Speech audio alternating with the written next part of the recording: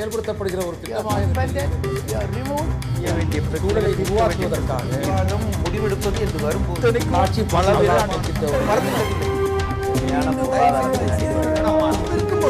எதிர்த்து பேசிட்டு வணக்கம். நேர்பட பேசு நிகழ்ச்சியில் உங்களை சந்திப்பதில் மகிழ்ச்சி.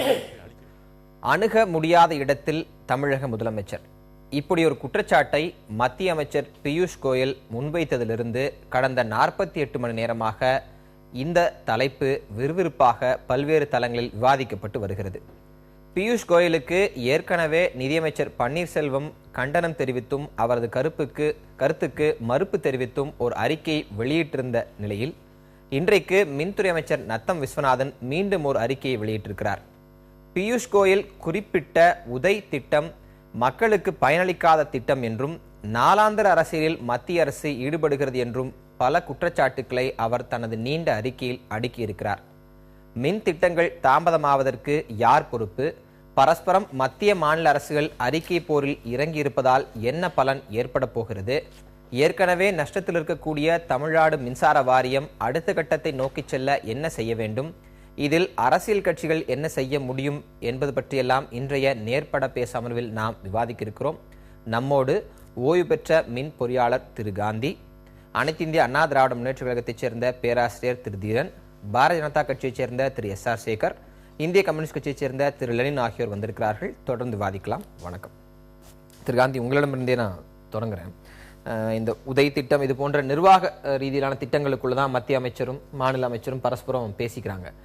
எளிய மக்களுக்கு புரியக்கூடிய வகையில் இந்த அறிக்கை எதை ஒட்டி இந்த அறிக்கை போர் நிகழ்ந்து கொண்டிருக்கிறது அப்படின்னு கேட்டா உங்களுடைய பதில் என்ன? இது அடிப்படையிலேயே மின்சார கொள்கை தவறாக எடுக்கப்பட்டதனால் வந்திருக்கக்கூடிய விளைவு. மின்சார வாரியங்களிடம் இருக்கக்கூடிய கடனை நேர் செய்தால்தான் தனியாருக்கு இங்கே வணிகம் செய்ய முடியும் என்பதற்காக அவ்வப்பொழுது மின்சார வாரியங்களின் கடனை ஒவ்வொரு வழியிலையும் நேர் செய்து வருகிறது மத்திய அரசு. 2000 வருஷத்தில் 33,000 கோடி அளவிற்கு மின்சார வாரியங்களின் கடன்களுக்கு பத்திரங்களை வெளியிட்டு அதை நேர் செய்தார்கள். 2012 அது 12 ஆண்டுகளுக்கு பிறகு அந்த கடன் 33,000 என்று இருந்த கடன் என்பது அன்றைக்கு 1,91,000 கோடியாக இருந்தது. அந்த 1,91,000 கோடிக்கு அப்பொழுது மத்திய அரசு ஒரு திட்டத்தை கொண்டு வந்தார்கள். அதில் பாதி கடனை மாநில அரசு ஏற்றுக்கொள்ள வேண்டும், பாதி கடனுக்கு மின்சார வாரியங்கள் பொறுப்பெடுத்துக் கொண்டு கட்டணத்தை உயர்த்த வேண்டும் என்று சொன்னார்கள். அந்த திட்டம் பெரு அளவில் வெற்றி பெறவில்லை. அதே போல இன்னொரு திட்டத்தை இப்போ கொண்டு வந்திருக்கிறார்கள். இதில் முக்கியமான விஷயம், 2000 இருந்த நஷ்டம் என்பது 33,000 கோடி. 2012 இருந்த மின்வாரியங்களுடைய மொத்த நஷ்டம் என்பது 1,91,000 கோடி.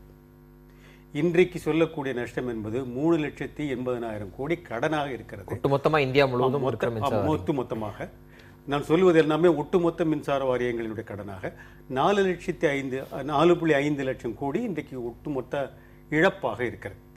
இதில் குறிப்பிடத்தக்க விஷயம் என்னவென்றால், மாநில இன்றைக்கு அமைச்சர் சொல்லியிருக்கக்கூடியதிலே எனக்கு ஒரு பெரிய உடன்பாடு இல்லாத ஒரு விஷயம் இருக்கிறது. இந்த 4.5 அது கூட நாம் விட்டுவிடலாம், நஷ்டம் மொத்த நஷ்டம் என்று விட்டுவிடலாம். கடன் என்று சொல்லக்கூடிய 3.8 லட்சம் கோடியில் 25% மேலே தமிழ்நாடு மின்சார வாரியத்தின் கடன். 2015 வரை தமிழ்நாடு மின்சார வாரியத்தினுடைய கடன் என்பது 96,000 கோடி இருக்கிறது. மாநில மின்துறை அமைச்சர் முதலில் சொல்ல வேண்டிய பொறுப்பு என்னவென்றால், 96,000 கோடி கடன் எப்படி வந்தது என்பதை இன்றைக்கு மக்களுக்கு சொல்ல வேண்டும். இந்த திட்டத்தை ஏற்றுக்கொள்ளாவிட்டால் அடுத்தாற்போல் அவர்கள் என்ன செய்ய போகிறார்கள் என்பதையும் சொல்ல வேண்டும். உதய் திட்டத்தை நான் சரி என்று ஆதரிக்கவில்லை, ஆனால் மாநில அரசு செய்ததையும் நாம் சரி என்று சொல்ல முடியாது. 96,000 கோடி நஷ்டம் வரும் வரை ஒரு மாநில அரசு என்ன செய்தது? அதுவும் கடந்த 4 ஆண்டுகளில், நிதியாண்டு 2012 நிதியாண்டு 2015 வரை இந்த ஆட்சி காலத்தில் 50,504 கோடி ரூபாய் நஷ்டம் வந்திருக்கிறது என்று சொல்லியிருக்கிறார்கள். இது தெளிவுபடுத்தப்பட்ட ஆதாரபூர்வமான அறிக்கை. அப்போ இந்த 4 ஆண்டு காலத்தில் 50,000 கோடி வந்திருக்கிறது என்று சொன்னால், இவர்கள் ஏற்கனவே சொல்லியிருக்கிறார் 53,000 கோடி அளவுக்கு நாங்கள் கொடுத்திருக்கிறோம். அப்போ 1 லட்சம் கோடி நஷ்டம் வந்திருக்கிறது. 1 லட்சம் கோடி ஒரு துறையில் மட்டும் நஷ்டம் வருகிறது என்றால் எப்படி வந்தது? இதை சொல்ல வேண்டிய பொறுப்பு மின்துறை அமைச்சர் காந்தி முன்வைத்த கருத்திலிருந்து தான் உங்களுக்கான கேள்வி. பியூஷ் கோயல் எதுவும் பேசாத வரை இது போன்ற விவரங்கள் எதையுமே வெளியிடாத மின்சாரத்துறை அமைச்சர் நத்தம் விஸ்வநாதன் நீங்க உதய திட்டத்தை இந்த காரணத்திற்காக நாங்கள் எதிர்த்தோம் அப்படின்னு இதுக்கு முன்பு எந்த விளக்கமும் கொடுக்காத அவர் ஏற்கனவே பன்னீர்செல்வம் விளக்கத்தை கொடுத்திருக்காரு. அடுத்து 24 மணி நேரத்துக்கு இன்னொரு விளக்கம் வருகிறது. நாளாந்திர அரசியல் அப்படின்லாம் கடுமையான பதிலை சொல்லும் போது உங்களுக்குள்ள இருக்கிற தவறை மறைப்பதற்கு இப்படி அதீத கண்டனங்களுக்குள் நீங்க போறீங்க அப்படின்னு ஏன் சொல்லக்கூடாது? இல்ல அப்படியெல்லாம் சொல்ல முடியாது. ஏன்னா அது நாளாந்தர அரசியல் ஏன் சொல்றாருனாக்கா, மாண்புமிகு தமிழக மின்துறை அமைச்சர் அவர்கள் தன்னுடைய அறிக்கையில தெளிவாக குறிப்பிட்டிருக்கிறார். அதாவது 2015 அதே அமைச்சர் மக்களவையில் பேசும்போது, மத்திய மின்துறை எரிசக்தி துறை அமைச்சர் அவர்கள் பேசும்பொழுது தமிழக அரசை பாராட்டி, மாண்புமிகு தமிழக முதலமைச்சர் அம்மா அவர்களை பாராட்டி மிக சிறப்பாக இந்த இதில் ஒத்துழைப்பு நல்குகிறார்கள் என்று சொல்லித்தான் பாராட்டி இருக்கிறார். அப்படி பாராட்டி விட்டு இப்பொழுது தேர்தல் நெருங்குகிற நேரத்திலே இல்ல, அதாவது அவர் பாராட்டினது மார்ச் மாதம் பாராட்டினாரு. பாராட்டும் போது ஒட்டுமொத்தமாக மின் கொள்கைகள் மற்ற விஷயங்களை வைத்து நிர்வாகம் தமிழ்நாடு அரசாங்கத்தினுடைய ஒத்துழைப்பு திட்டம் வந்து டிசம்பர் மாசம், பேட்டி கொடுத்தது இந்த மார்ச் மாதத்துல. இவ்வளவு கால நேரம் காத்திருந்து பதில் இல்லை. மற்ற எல்லா மாநிலங்களும் இன்னொரு பேட்டி நல்லா குறிப்பா பார்த்தா ஸ்டேட் வித் இந்த ஸ்டேட்டுங்கிறார். ஒரு நாட்டுக்குள் தனி நாடாக இருக்கிறது தமிழகம்ன்றாரு. அந்த அளவுக்கு குற்றச்சாட்டு வைக்கிறது வெறும் தேர்தலுக்கானதுன்னு டிஸ்மிஸ் பண்ணிட முடியும். இல்ல அப்படி ஒரு மத்திய அமைச்சர் சொல்வதே ஒரு தவறான புரிதலின் காரணமாகத்தான் அவர் சொல்லுகிறார். ஏனென்று சொன்னால், அப்படின்னாக்கா தமிழ்நாடு வேண்டுமானால் மத்திய அரசாங்கமானது தமிழ்நாட்டை அப்படி ஒரு தனி நாடாக கருதி ஒரு மாற்றாந்தாய் மனப்பான்மையிலே நடந்து கொள்கிறது என்பதற்கு நாம் எண்ணற்ற உதாரணங்களை காட்ட முடியும். அது கச்சத்தீவு பிரச்சனையாகட்டும், தமிழக மீனவர் பிரச்சனையாகட்டும், ஈழத்தமிழருடைய பிரச்சனையாகட்டும், எல்லாவற்றிலுமே மத்திய அரசாங்கமானது கடந்த காங்கிரஸ் ஆட்சி என்ன கொள்கைகளை எல்லாம் கடைபிடித்ததோ அதே கொள்கையை தான் இவர்கள் கடைபிடிக்கிறார்கள். ஆக இவர்கள் வேண்டுமானால் தமிழ்நாட்டை ஏதோ வேறு ஒரு நாடு போல, ஒரு நாட்டுக்குள்ளேயே இன்னொரு நாடு என்று சொல்வதனுடைய அர்த்தம் எப்படி இருக்கிறது என்று சொன்னால், இது வேறு ஒரு நாடு போல கருதி கொண்டு தமிழக மீனவர்கள் கொல்லப்பட்டால் அது இந்திய மீனவர் என்று சொல்லாமல் தமிழக மீனவர்கள் என்று சொல்வது, அப்படிப்பட்ட அடிப்படையிலே தான் இந்த அணுகுமுறைகள் எல்லாம் இருந்து கொண்டிருக்கிறது. ஆகவேதான் கடந்த ஆண்டு வரை பாராட்டியவர்கள் இப்பொழுது திடீரென்று தேர்தலுக்காக பாராட்டுகிறார். இப்படிப்பட்ட அரசியல் இது தேர்தலுக்காக சொல்லப்படுகிற கருத்து என்ற காரணத்தினாலே தான் மாண்புமிகு தமிழக முதலமைச்சர் சந்திக்க முடியவில்லை அப்படின்னு ஒரு மத்திய அமைச்சர் சொல்றாரு. இருக்கிறாங்களே, நீங்க நேர்ல எல்லா மாநில முதலமைச்சரையும் என்னால சந்திக்க முடியுது, ஒரு மாநிலத்தின் முதலமைச்சர் என்னால சந்திக்க முடியலன்னு அவர் சொல்றாரு. சந்திக்க முடியாத இடத்தில் முதலமைச்சர் இருக்கிறார் அப்படிங்கறதே கடுமையான விமர்சனம் தானே. இதற்கு உங்களுடைய பதில் என்ன? பாரத பிரதமர் வருகிறார், சந்திக்கிறார், மத்திய அமைச்சர்கள் வருகிறார்கள், சந்திக்கிறார்கள். இப்படி எல்லாரும் சந்திச்சுட்டு போயிட்டு தானே இருக்கிறாங்க. இவரு அப்பாயின்மெண்ட் கேட்டு இருந்தாக்கா ஏன் கொடுத்துருக்க மாட்டாங்க? அதை சந்திக்க முடியல என்று சொல்லிட்டு மக்களவையில் உட்கார்ந்துக்கிட்டு சொன்னாக்கா எப்படி சந்திக்க முடியும்? இங்கு ஏற்கனவே பாரத பிரதமர் உள்ளிட்ட அனைவரும் சந்தித்திருக்கிறார்கள். தமிழ்நாடு முதலமைச்சர் மாண்புமிகு அம்மா அவர்கள் ஒரு 19 கோரிக்கைகளை, தமிழ்நாட்டினுடைய இன்றியமையாத கோரிக்கைகளை எல்லாம் பாரத பிரதமர் அவரிடம் முன்வைக்கிறார்கள். இதையெல்லாம் நீங்கள் நிறைவேற்றி தர வேண்டும் என்று கேட்கிறார்கள். நாடாளுமன்றத்திலும் அனைத்து இந்திய அண்ணா திராவிட முன்னேற்ற கழகத்தினுடைய எம்பிக்கள் அந்த கருத்துக்களை வலியுறுத்தி பேசுகிறார்கள். இப்படி எல்லாவற்றிலும் தமிழ்நாடு அரசாங்கமானது விழிப்பாக இருந்து கொண்டுதான் தொடர்ந்து செயல்பட்டு கொண்டிருக்கிறது. ஆனால் பேசலாம். இந்த இடத்துல தான் மறுபடியும் பியூஷ் கோயலுடைய இது கடந்து 48 மணி நேரம் இருந்தாலும் மீண்டும் அதை பத்தி விவாதிக்க வேண்டிய அவசியம் ஏற்படுது. ஏன்னா அவர் அதிமுகவினுடைய பாராளுமன்ற உறுப்பினர் செயல்பாடையும் அந்த இடத்துல விமர்சிக்கிறார். கொடுத்த அறிக்கையை படிக்கிறாங்க, அப்படியே ஒப்பித்து கொண்டு போகிறார்கள் அப்படின்லாம் கொஞ்சம் எக்ஸ்ட்ராவா பேசியிருப்பது என்பது அரசியலுக்கானதுன்னு ஏன் சொல்லக்கூடாது? நீங்க மைய பிரச்சனையை பேசியிருந்தால் கடிதங்கள் எழுதியிருக்கலாம், இல்ல வேறு வகையா பேசியிருக்கலாம். சம்பந்தமே இல்லாத ஒரு கருத்தரங்கத்தில் போய் பேசும்போது அது அரசியல் வரும் அப்படின்றது யதார்த்தம் தானே? இல்லை, அதாவது ஒரு விஷயத்தை பார்க்கணும். நம்ம இந்த சிஏஏயில் பேசுகிறாரு டெல்லியில், எல்லா இந்தியாவினுடைய மின்சாரத்தினுடைய நிலைமையை பற்றி பேசுகிறார். 18,000 கிராமங்களில் கிட்டத்தட்ட 6,000 கிராமங்கள் 300 நாளில் செய்கிறேன்னு சொல்லி 1/3 சீக்கிரமாகவே முடிச்சுட்டாங்க. அட்வான்ஸாக போயிட்டுருக்காரு. அவருடைய வெப்சைட்டில் பார்த்தா கூட எவ்வளோ கிராமத்துக்கு டெய்லி பண்ணிக்கிட்டு இருக்கிறோம் எலக்ட்ரிசிஃபிகேஷனுங்கிறது தெரியும். அதனால் அவருக்கு எந்த உள்நோக்கமும் இல்லை. தமிழ்நாட்டை சேர்ந்த ஒரு நிருபர் ஒரு கேள்வி கேட்குறார் தமிழ்நாட்டை பற்றி. அப்போ தான் இந்த பதிலை சொல்லுகிறார். அதுவரை ஜென்ரலாகத்தான் போகிறது. எனவே உள்நோக்கம் இல்லை. ரெண்டாவது விஷயம் அவர் 22 மாதத்தில் பலமுறை நான் முயன்று இருக்கிறேன்னு சொல்கிறாரு. அதுக்கு மேலே வேறு சோர்ஸ் எல்லாம் வச்சு நான் முயற்சி பண்ணியிருக்கிறேன்னு சொல்கிறாரு. இதற்கு எந்த விதமான அமைச்சரே நான் அம்மாட்ட இது அப்பாயின்மெண்ட் வாங்கி தரேன்னு சொல்லி நடக்கலைன்னு சொல்கிறாரு. இவ்வளவு விளம்பரம் விரிவாக சொல்வதனுடைய நோக்கமே இந்த அரசாங்கத்தில் இந்த சிஎம்ஐ பார்க்க முடியல. நிருபர் வந்து திட்டத்தை பத்தி கேட்டாரு. அவர் பதில் சொன்னது ஆட்சி மாற்றம் நடந்தால்தான் திட்டம் நிறைவேறும் சொல்றாரு. ஆட்சி மாற்றத்தை பத்தி அவர் கேட்கவே இல்லை. அதாவது தொடர்ந்து இந்த அரசாங்கம் வந்து எல்லா 2020க்குள்ளர இந்தியா முழுவதும் எலக்ட்ரிஃபிகேஷன் மின்மிகை நாடாக மாற வேண்டும். அதற்கு பல்வேறு ரிசோர்ஸ் எடுத்துட்டு வருது. Wind energy, solar energy, green energy, அந்த மாதிரி விஷயத்தில் தமிழ்நாடு வந்து நம்ம இன்ஜினியர் சொன்ன மாதிரியாக 1 லட்சம் கோடி ரூபாய் கடனில் இருக்கு. கடந்த 2000வது ஆண்டிலிருந்து 2016வது ஆண்டு வரை ஒரு ஆண்டு கூட லாபத்தில் இயங்கவில்லை. டோட்டல் நஷ்டமாக இருக்கிறது. அப்ப இப்படி நஷ்டமானவர்களை தூக்கி நிறுத்த வேண்டும் என்பதற்காக ஒரு திட்டத்தை கொண்டு வருகிறார்கள். இதே திட்டத்தில் இன்னைக்கு வந்து விஸ்வநாதன் என்ன குற்றம் சொல்லி இருக்கிறாரோ, அதாவது இந்த அரசு இப்ப புதுசா கண்டுபிடிச்சு சொல்றாரு, இந்த திட்டத்தை நாங்கள் ஏற்க முடியாது என்பதற்கு காரணம் சொல்லுகிறார். தனியாருக்கும் வங்கிகளுக்கும் தான் 2012 எஃப்ஆர்பின்னு சொல்லி ஃபைனான்சியல் ரீகன்ஸ்ட்ரக்ஷன் பிளான் சொல்லி அன்னைக்கு இருந்த ஒரு அரசாங்கத்தில் 50% கடன்களை மாநிலமே ஏற்பதாக சொல்லி தனியாரிடம் மட்டுமே டிஸ்ட்ரிபியூஷன் கொடுப்பதாக உறுதியளித்து அந்த கிளாஸுக்கெல்லாம் இந்த அரசாங்கம் ஒத்துக்கொண்டு ஏன் இவ்வளவு நாளைக்கு யார்கிட்ட வாங்கிட்டு இருக்காங்க? தனியார்ட்ட தானே கொடுத்து வாங்கிட்டு இருக்காங்க. ஆகவே இதையெல்லாம் சப்பக்கட்டு. அதாவது இப்ப இவ்வளவு பேசுறாங்கல்ல, மோடி எதுக்கு எடுத்தாலும் பதில் சொல்லுங்கிறாங்கல்ல, இவ்வளவு பெரிய ஒரு அலிகேஷன், அதாவது அலிகேஷன் சொல்றதை விட இன்ஃபரன்ஸ், இது கண்டுபிடிக்கப்பட்ட ஒரு விஷயத்தை பகிர்ந்து கொண்டிருக்கிறார் பியூஷ் கோயல். இந்த அரசாங்கத்திலிருந்து குற்றம் சொல்ல வேண்டிய அவசியம் இல்லை. மாநில முதல்வரை சந்திக்க முடியும், நாங்க சொல்லல, நிறைய பேர் சொல்றாங்க. அவங்க கட்சியில இருந்து வந்த எஸ்வி சேகர் சொல்றார், அவங்க கட்சியில இருந்து வந்த பழக்கருப்பியா சொல்லுகிறார், அரசாங்கத்துடைய மற்றவர்கள் சொல்லுகிறார்கள், திராவிட முன்னேற்ற கழகம் இந்த வெள்ளத்தில் வந்த காரணம் என்பது சொல்கிறது. சாதாரணமாக எல்லாருக்கும் தெரியும். அந்த அவங்களுடைய வீட்டை விட்டு வெளியே வந்ததுக்கு அப்புறம் தான் அவரை பார்க்க முடியுங்கிற நிலைமை தமிழ்நாட்டில் உள்ள சாதாரண ரிக்ஷாக்காரர் முதற்கொண்டு தெரியும். எனவே ரீச்சபிள் சிஎம் அல்ல, பார்க்க முடியாத ஒரு சிஎம் அவர். இல்ல, இப்போ அவங்க சொன்னதுல வந்து ஒரு பெரிய இது என்னன்னாக்கா, மாண்புமிகு தமிழக முதலமைச்சர் அம்மா அவர்கள் வந்து ஒரு குழுவை நியமித்து அந்த குழு வந்து பேச்சுவார்த்தை நடத்தணும்லாம் சொல்லி அவங்க கடிதம் அனுப்பியிருக்கிறாங்க. அவங்க ஒன்றும் பதில் அளிக்காமல் இல்லை. தமிழக முதலமைச்சரை வந்து சந்தித்து பேச வேண்டும் என்று சொல்லி நேரம் கேட்டிருந்தால் அந்த நேரத்தை ஒதுக்கி கொடுத்திருப்பார்கள். அமைச்சர் இன்னொன்னும் தன்னுடைய கடிதத்தில் சொல்லியிருக்கிறார். இது மாதிரி மாநில அரசாங்கத்து மேலே ஒரு குற்றம் சொல்கிற இவங்க 2013 செய்யூர் அனல் மின் நிலையத்துக்கு வந்து நிலம் கையகப்படுத்தி கொடுத்தோம். இன்றைய வரையில அந்த திட்டத்தை பற்றி மத்திய அரசாங்கம் ஒண்ணுமே பதில் சொல்லல என்று தெளிவாக என்னோட கேள்வி. இல்ல, பியூஷ் கோயல் சொன்ன உடனே ரிலே ரேஸ் மாதிரி அடுத்து பொன் ராதாகிருஷ்ணன் அதே குற்றச்சாட்டை வைக்கிறாரு. இன்றைக்கு பிரகாஷ் ஜவடேகர் பியூஷ் கோயல் சொன்னது 100% சரி, அவர் ஒரு அணுக முடியாத முதலமைச்சராகத்தான் இருந்து கொண்டிருக்கிறாருன்னு சொல்றாரு. நீங்க பியூஷ் கோயல் வச்சு நீங்க பதில் சொல்லிட்டீங்க.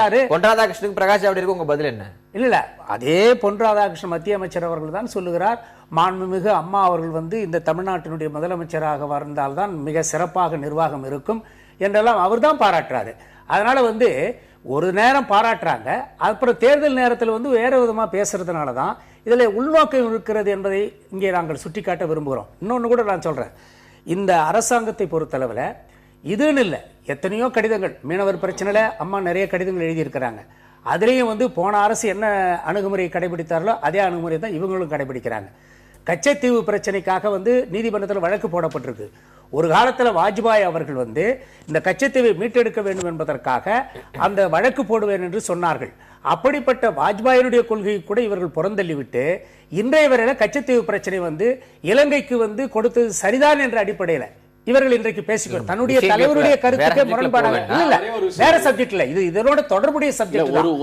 இப்படி வந்து அப்ப அந்த மாதிரி அவங்க நடந்துக்கிறாங்க. இது மாதிரி ஒவ்வொரு இப்ப ஈழத்தமிழுடைய பிரச்சனையில கூட நீங்க பாத்தீங்கன்னாக்கா மத்திய அரசாங்கம் வந்து இலங்கை அரசாங்கத்தை காப்பாற்றக்கூடிய அளவுக்கு தான் வந்து நடவடிக்கைகள் கடந்த ஆட்சியை போல இவர்களும் நடந்து கொள்கிறார்களே தவிர மத்திய அரசாங்கத்தை வந்து அந்த உள்நாட்டு விசாரணை இது அந்த சர்வதேச நீதி விசாரணைக்கு உடன்படுவேன் என்று உடன்பட வேண்டும் என்று ஐநா வற்புறுத்திய நேரத்தில் அதை டைலூட் பண்ற அளவுக்கு இன்னைக்கு இலங்கை அரசாங்கமானது நான் வெளியே விசாரணை சொல்றேன்னா அதுல கூட வந்து இந்த அரசாங்கமானது கடந்த காங்கிரஸ் திமுக அரசு என்ன கொள்கையை கடைபிடித்தோ அதே கொள்கை தான் தமிழர் நலன் சார்ந்து செயல்படவில்லை அப்படின்னா அதை நீங்க எக்ஸ்போஸ் பண்ணிருக்கலாம். இன்றைக்கு உங்களை பார்த்து அணுக முடியவில்லை அப்படின்னு சொல்லும் போது இது எல்லாமே நீங்க அடுக்கிட்டு வர்றீங்க. இதுக்கு முன்பு நீங்க மாநிலங்களவையில பல மசோதாக்களுக்கு அவங்களுக்கு ஆதரவு கொடுத்திருக்கீங்க. அங்கிருந்து வர பாரத பிரதமர் சந்திக்கிறீங்க, அமைச்சர்களை சந்திக்கிறீங்க, இவங்க எல்லாருமே நீங்க சந்திச்சுட்டு தான் இருக்கீங்க. அப்புறம் எப்படி அணுக சுமூகமான சூழல் தான் இருக்கு. முடியல? சந்தித்துக் கொண்டிருக்கிற அணுகிறது என்பது நீங்க அப்பாயின்மெண்ட் கொடுத்தா தானே சார் நடக்குது. இல்லங்க, சந்திப்பு இவ்வளவு பேரும் சந்தித்து இருக்கும் பொழுது அணுக முடியாத அமைச்சர் எப்படி முதலமைச்சர் எப்படி சொல்ல முடியும்? சேகர், ஒருவேளை முதலமைச்சர் இல்ல, நான் எப்படி இதை புரிஞ்சுக்கிறேன்னா, முதலமைச்சர் சந்திச்சிருந்தா உதய திட்டம் கையெழுத்தாயிருக்குமா? வெறும் சந்திப்போட கையெழுத்தாகிற அளவுல தான் அந்த திட்டம் இருக்கு. அதாவது மாதிரி பல்வேறு பிரச்சனைகள் அதில் இருக்கு. எடுத்து சொல்வதற்கு கூட முதல்வரை சந்திக்க முடியவில்லை.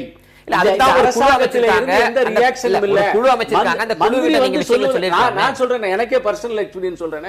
நான் 2 மாதங்களுக்கு முன்னால பியூஷ் கோயல், அவர் எங்க அகில இந்திய பொருளாளர், நம்ம பொருளாளர் கூட்டத்துக்கு போகும்போது அந்த ஆபீஸ்ல, அவருடைய மந்திரியினுடைய ஆபீஸ்ல மாநில மின்சாரத்துறை அமைச்சருடைய கூட்டம் நடந்து கொண்டிருந்தது.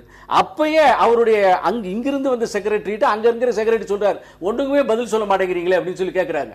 ஆக அரசாங்கத்துக்கு சொல்ல வேண்டிய பதிலை இவருக்கு சொல்லல. இன்னைக்குமே நாட் ரீச்சபிளுக்கு பதில் இல்ல. நாட் ரீச்சபிளுக்கு இவங்களால பதிலே சொல்ல முடியல, வேற எதையாவது சொல்லிட்டு போறாங்க. இப்ப திடீர்னு புதுசா கிளப்புறாங்க, இந்த செய்யாறு அனல் மின் நிலையத்துக்கு இடம் கொடுத்துட்டோம் 2013. இப்ப PK பூஜாரி, அவர் central power secretary, government of India secretary, 15/3 சொல்லியிருக்காரு டெல்லியில இன்டர் மினிஸ்ட்ரியல் டிஸ்கஷன் ஸ்டேஜ் நடந்து கொண்டிருக்கிறது. அப்ப இவங்களுடைய செக்ரட்டரி அனுப்புவாங்களா? அம்மாவுக்கு எடுத்து அனுப்புவாங்களா? அனுப்புனாதான் நடக்கும், நடக்கலைன்னா ஒண்ணுமே நடக்காது. பேச விரும்புகிறேன், தயவு செய்து மன்னிக்க வேண்டும்.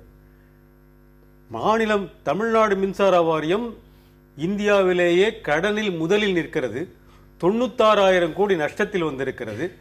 50,000 கோடி நஷ்டம் என்பது கடந்த 4 ஆண்டு காலத்தில் வந்திருக்கிறது. இந்த அறிக்கையை எடுத்துக்கொண்டால் 1 லட்சம் கோடி என்றாகிறது. இந்த செய்தி தான் மக்களுக்கு எப்படி இந்த நஷ்டம் வந்தது என்பதுதான் எனக்கு மக்களுக்கு முக்கியமே தவிர, இவர்கள் சந்தித்தார்களா சந்திக்கவில்லையா, சந்திக்காமலே கூட இருக்கட்டும், இந்த நஷ்டம் வந்தது எப்படி, இது என்ன செய்ய போகிறார்கள், இது யார் தலையில் சுமரப் போகிறது, இதுதான் இன்றைக்கு தமிழக மக்களுடைய பிரச்சனை. இந்த பிரச்சனையை விட்டு தங்களுடைய கௌரவ பிரச்சனை பற்றி பேசுவது என்பது இந்த விவாதம் அவ்வளவு பொருள் படிந்ததாக இல்லை. இந்த நஷ்டத்துக்கான காரணம் என்பது இது போன்ற அணுக முடியாத நிலை. ஒரு மத்திய மின்துறை அமைச்சர் ஒரு திட்டத்தை எடுத்துட்டு வராருன்னா இங்க மாநில முதலமைச்சர் அணுக முடியல, அதனால எங்களுக்கு அடுத்த கட்டத்தை நோக்கி போக முடியலைங்கிறது எடுத்துக்கலாமா? இந்த நஷ்டம் இது போன்ற நஷ்டம் என்பது வரவு செலவு கணக்குகளுக்குள்ள ஏற்படக்கூடிய பற்றாக்குறை. வரவு என்பது மாநில அரசின் முழு கட்டுப்பாட்டில் இருக்கக்கூடிய நிறுவனம். அந்த நிறுவனத்தில் இந்த நஷ்டம் எப்படி வந்தது என்பது நிலக்கரி கொண்டு வருவதற்கான வரி, நீங்க கிரிட் அமைக்கிறது போன்ற இருக்கிற சிக்கல்கள், இது போன்ற விஷயங்களை ஒரு மத்திய நிர்வாகமும் மாநில நிர்வாகம் அமர்ந்து பேசும்போது அந்த கணக்கு என்பது மிக மிக குறைவான நஷ்டத்தை தான் கொண்டு வந்து சேரும். இப்பொழுது மட்டும் வந்ததல்ல. நீங்கள் எடுத்துக்கொண்டீர்களானால் 92ஆம் ஆண்டிலிருந்து 2002ஆம் வரை 10 ஆண்டுகள் 8 முறை மின்சார கட்டணம் உயர்த்தப்பட்டிருக்கிறது. அப்பொழுதெல்லாம் இது போன்ற நிலக்கரிக்காக வந்தது, எரிகாற்றுக்காக வந்து இந்த விலைகளைத்தான் ஏற்றிருக்கிறார்கள். அது மக்களை பாதித்தது இல்லை. இன்றைக்கு இருக்கக்கூடியது கடந்த 4 ஆண்டுகளில் 37 + 12 18,000 கோடி அளவிற்கு இன்றைக்கு மின்சார கட்டணம் உயர்த்தப்பட்டிருக்கிறது. இன்றைக்கு இந்தியாவில் இருக்கக்கூடிய எல்லா மாநிலங்கள் அளவிற்கு தமிழகத்தில் மின்சார கட்டணத்தை நாம் செலுத்துகிறோம். அப்படி இருக்கும் பொழுது இந்த மின்சார எப்படி வந்தது?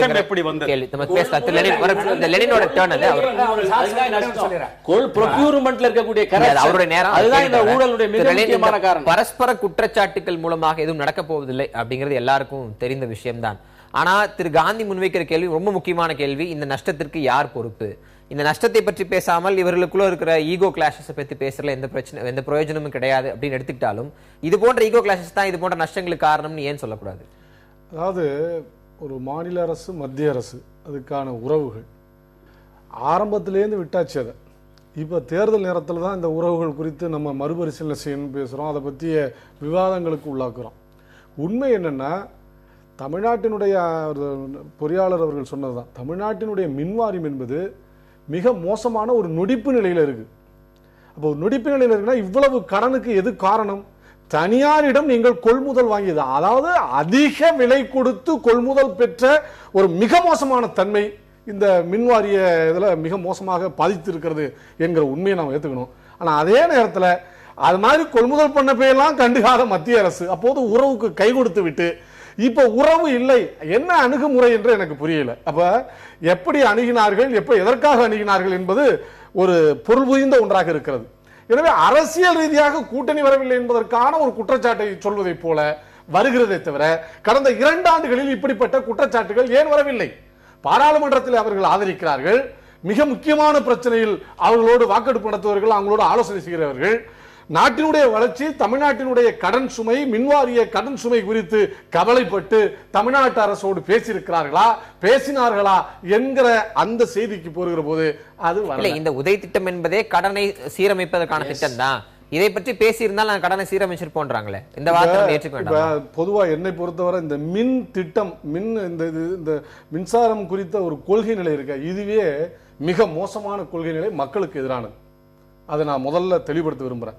எப்போ மின் பகிர்மானம் என்று அவர்கள் பிரித்தார்களோ அப்போதே அது பிரச்சனைக்கு உள்ளாகி இருக்கிறது. ஏற்கனவே மாநில அரசுகள் கையில் இருந்த போது இந்த பிரச்சனைகள் இல்லை, அப்பயும் கடன் வரும். ஆனா இவ்வளவு அதாள பாதாளத்துக்கு கடன் வருவதற்கான வாய்ப்பு இல்லை. மக்களுக்கு தேவையான அளவிற்கு உற்பத்தியும் செய்ய முடியும்.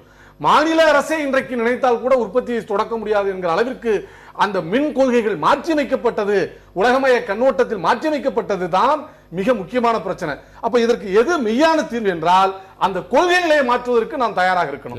அதுக்கு மத்திய அரசு தயாராக இருக்கா? வெறும் உதவி மட்டும் போதுமா? இப்ப உதவியில என்னன்னா எம்என்சிஸுக்கு அதே மாதிரி பேங்குக்கு இவங்களுக்கு 3 மாசத்துக்கு ஒரு முறை பேசிட்டு இருப்பாங்களாம். மக்களுக்கான பிரச்சனை எங்கே இருக்கிறது?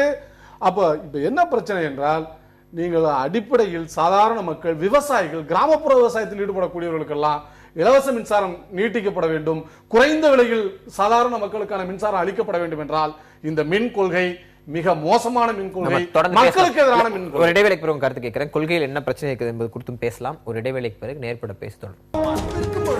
எதிர்த்து பேசிட்டு திரு காந்தி, நத்தம் விஸ்வநாதன் அவர் அறிக்கையில இந்த திட்டத்தில் பங்கு பெறவில்லை என கூறும் எதிர்க்கட்சியினர் 3 மாதங்களுக்கு ஒரு முறை மின்கட்டணங்கள் மாற்றியமைக்கப்பட வேண்டும் என்பதை ஏற்றுக்கொள்கின்றனரா அப்படின்னு ஒரு கேள்வி கேட்கிறார்.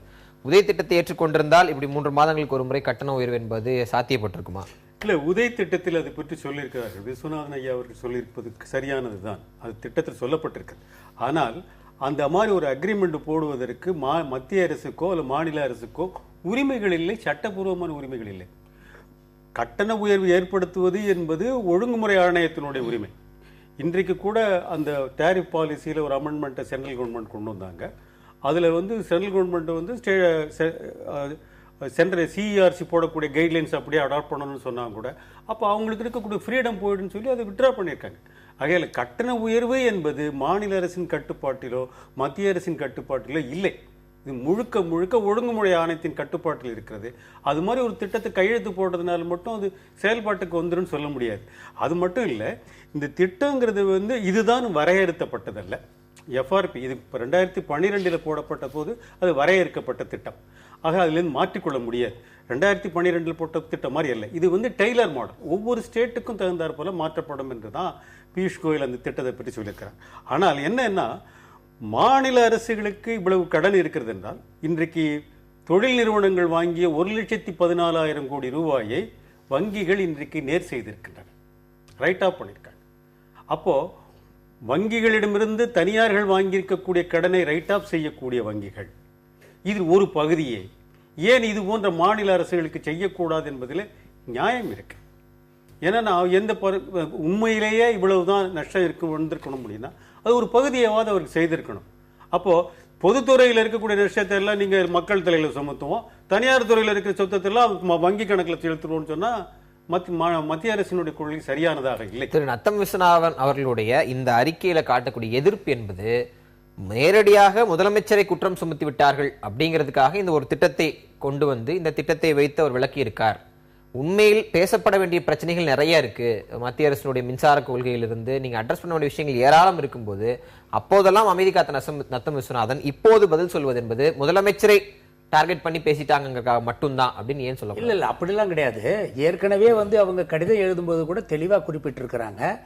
மாண்புமிகு அம்மா அவர்கள் மத்திய அரசாங்கத்துக்கு எழுதின கடிதத்தில் தெளிவாக சொல்லியிருக்கிறாங்க. இந்த உதய் திட்டத்தில் ஈடுபடுவது இது மாநில அரசாங்கமானது ஏன் இதில் உடனடியாக தன்னை ஐக்கியப்படுத்திக் கொள்ள முடியாமல் இருக்கு என்பது காரணத்தை விளக்கி சொல்லியிருக்காங்க. அதில் முக்கியமாக என்ன சொல்லியிருக்காங்கன்னா, இந்த திட்டத்தின் மூலமாக பலன் பெறுவது மக்கள் அல்ல, இந்த அந்த மின் பகிர்மான கழகத்திற்கு கடன் கொடுத்தார்களே அந்த மின் உற்பத்தி தனியார் நிறுவனங்கள், அந்த மின் உற்பத்தி தனியார் நிறுவனங்கள் கடன் வாங்கியது வங்கிகள், இவர்களுக்குத்தான் அது ஆதாயத்தை பலனை தருமே தவிர மக்களுக்கு 3 மாதத்திற்கு ஒரு முறை கட்டணம் சீரமைக்கப்பட வேண்டும் என்று மாற்றி அமைக்கப்பட வேண்டும் என்கிற பொழுது அது மக்களைத்தான் அந்த சுமையானது சென்று சேரும். எனவே மாநில அரசாங்கம் அதை கூட உதவி திட்டத்தில் சேர மாட்டோம்லாம் கூட சொல்லலை. அந்த திட்டத்துல சில சலுகைகள் மாநில என்னுடைய கேள்வியும் உதவி திட்டம் மட்டும்தான் மத்திய அரசு கொண்டு வந்ததிலேயே மாநில மக்களை பாதிக்கக்கூடிய திட்டமா? அதற்கு முன்பு கொண்டு வந்த பல பாலிசியில விலை உயர்வுக்கு தனியார் நிறுவனங்களிடம் கூடுதல் விலை வாங்குவதற்கு வழிவகுக்கிறது, தனியார் நிறுவனங்களிடம் தான் வாங்க வேண்டும்ங்கிற கட்டாயத்தோடு எல்லாம் பல அம்சங்கள் பல சரத்துக்கள் அதையெல்லாம் எதிர்க்காமல் உதவி திட்டத்தை மட்டும்தான் நீங்க எதிர்க்கிறீங்க. அதை கூட இப்பதானே வெளியே சொல்லியிருக்கீங்க. ஒரு உதாரணத்தையும் சொல்லியிருக்கிறாங்க. அதாவது மத்திய அரசாங்கமானது வந்து புதுடெல்லி மும்பை தொழில் வழி தடம் இன்னும் ஏன் துவங்கவில்லை என்று காணொலி காட்சியில் பாரத பிரதமர் கேட்கிறார். அப்ப ராஜஸ்தான் தலைமைச் செயலாளர் என்ன சொல்றாரு, இந்த தனி சரக்கு வழி திட்டத்திற்கு தேவையான செலவினத்தை தங்கள் மாநிலத்தால் மேற்கொள்ள இயலவில்லை, இந்த உதவி திட்டத்தில் நாங்கள் ஈடுபட்ட காரணத்தினால் என்று தெளிவாக சொல்லியிருக்கிறார்.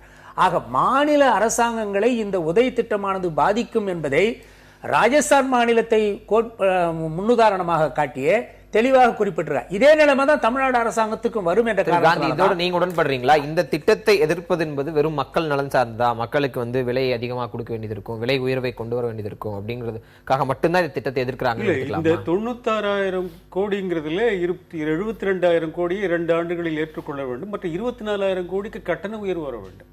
24,000 கோடிக்கு கட்டண உயர்வு என்றால் இன்னைக்கு இருக்கக்கூடிய கட்டண உயர்வு போல கிட்டத்தட்ட 70% உயர வேண்டும். அது நிச்சயமாக மக்களுக்கு சாதகமான திட்டம் என்று சொல்ல முடியாது. ஆனால் கடன் என்பது எப்படி வந்தது? 12 ஆண்டுகளாக ஒரு நிறுவனம் தொடர்ந்து கடனில் இருக்கிறது.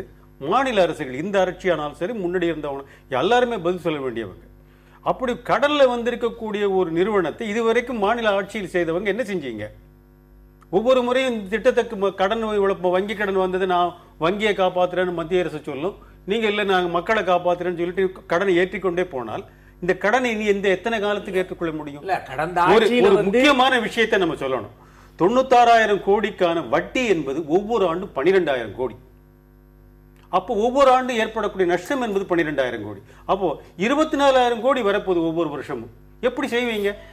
இல்ல, கடந்த ஆட்சியில வந்து மின்துறைக்கு கொள்ளையா இருக்குது. இல்ல, மின் வாரியத்திற்கு கடன் அதிகமா இருக்கிற காரணத்தினால வங்கிகளே கடன் கொடுக்க கூடாது என்ற ஒரு நிலைமை இருந்ததை மாற்றி மாண்புமிகு அம்மா அவர்கள் ஆட்சிக்கு வந்த உடனே இப்ப ஐயா சொன்ன மாதிரி 53,000 கோடி ரூபாய்க்கு மேல அந்த மின் வாரியத்திற்கான கடனை வந்து இவங்க செலுத்தி இருக்கிறாங்க. ஆக மாண்புமிகு அம்மா அவர்களை பொறுத்தவரை இந்த திட்டத்தை எதிர்ப்பதனுடைய நோக்கம் எதிர்ப்பதல்ல, இந்த திட்டத்தில் சில சலுகைகளையாவது மாநில அரசாங்கம் கேட்கிற சலுகைகளையாவது தாருங்கள் என்று சொல்லித்தான் கேட்கிறார். 2 ஆண்டுகள் தான் வந்து இவங்க அந்த நிதியை வந்து இது பண்ண முடியும். அதுக்கு மேல மாநில அரசாங்கம் தான் இதெல்லாம் பொறுப்பு. அவருடைய கேள்வி அப்ப 24,000 கோடி என்ன பண்ண போறீங்கன்ற கேள்வி இருக்கு. அதுக்கு நீங்க விலை தவிர்க்கிறதுக்காகன்றீங்க. ஆனா கேள்வி இந்த 24,000 கோடி விட்டுட்டு ஒட்டுமொத்தமாக 96,000 கோடிக்கு நீங்க என்ன பண்ண போறீங்க? இல்ல, நீ அடுத்து வரக்கூடிய ஒருவேளை நீங்க அரசு ஆட்சிக்கு வரல அப்படின்னா அது அடுத்து வரக்கூடிய அரசும் இது விழுகும். நீங்களே ஆட்சிக்கு வந்தீங்கன்னா கூட அது மீண்டும் உங்களிடம் தான் விழுகும். அதை நீங்க மக்கள் தானே கொண்டு போறீங்க. ஒரு விஷயம், இந்த 96,000 கோடிக்கு 12% மேல நீங்க கடன் வாங்குவீங்க. மாநில அரசை ஏற்றுக்கொண்டால் அது கடன் பத்திரமாக வெளியிடும் பொழுது 7.92% தான் வரும்.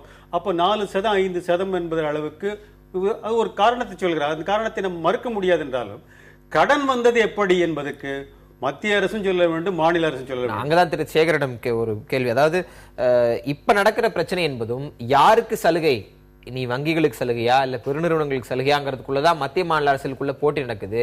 இந்த நஷ்டத்தை சரி செய்வது என்பது நேரடியாக மக்கள் தலையில் மின்சார கட்டண உயர்வாக போய் சேராமல் இருப்பதற்கு நீங்க 2 அரசுகளுமே எதுவுமே செய்யல, எதுவுமே செய்ய முன்வரவில்லைங்கிறாங்களே, இந்த குற்றச்சாட்டு ஏற்கிறீங்களா? நரேந்திர மோடி அரசு பதவியேற்ற பிறகு மின்சார விஷயத்திலே அதிகமான கவனம் செலுத்துகிறார்கள். அதனால தான் வந்து நேபாளத்தில் இருக்கக்கூடிய அந்த நீர் மின் நிலையத்தை அப்படியே நம்ம அதை வாங்கிட்டு வரோம். பல்வேறு மாநிலங்கள், பல்வேறு நாடுகளுக்கு போய் அங்கே மின்சாரம் சம்பந்தமான காற்றாலை மற்றும் வந்து இது சோலார் இந்த மாதிரியெல்லாம் வந்து நாம் வந்து 2020க்குள்ளார சர்ப்ளஸ் ஆக இந்தியாவில் இருப்போம் அப்படிங்கிற ஒரு நிலைமையை உருவாக்கி அதை நோக்கி போகிறதில் ஒவ்வொரு ஸ்டேஜிலையும் வெற்றி பெற்று இருக்கிறோம். கிராமங்களை மின்மயமாக்குதலையும் வெற்றி வெற்றி பெற்று வருகிறோம். நம்ம போட்ட டார்கெட்டை விட ஜாஸ்தியாக இருக்குது. அந்த வகையில் தமிழ்நாட்டை பற்றி மத்திய அரசு கவலைப்படுகின்ற காரணத்தினால் ஐயா சொன்ன மாதிரி 1 லட்சம் கோடி ரூபாய் கடன்ல இருக்கிறப்ப அதற்கு ஏதாவது ஒரு வழி செய்தாக வேண்டும் அல்லவா? அந்த வழியில உதவி திட்டம் வராதுன்னு தானே திரு காந்தியும் சொல்றாரு. நானே நீங்க 24,000 கோடிக்கு என்ன பண்ண போறீங்க அப்படின்னு மாநில அரசிடம் வந்து போடும்போது மாநில அரசுக்கு ஒரு வழி கிடையாது, கட்டண உயர்வுக்கு தான் போவாங்க. அது மக்கள்கிட்ட தானே வந்து 15 மாநிலங்கள் இதை ஏற்றுக்கொண்டிருக்கிறது. 15 மாநிலங்கள் அப்படியே ஏற்றுக்கல.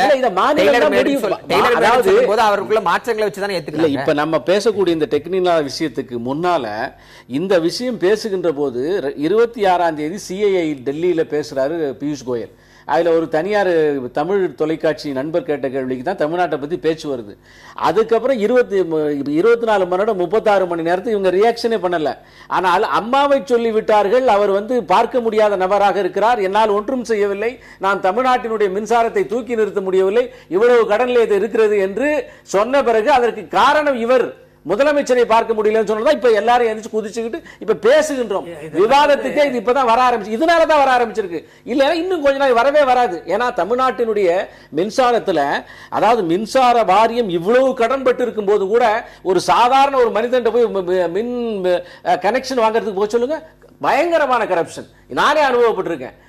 அதனுடைய ப்ரொக்யூர்மெண்ட்ல கரப்ஷன். ஐயா இருக்கார், காந்தி இருக்கார், அவருக்கு கேளுங்க. ப்ரொக்யூர்மெண்ட்ல கரப்ஷன்.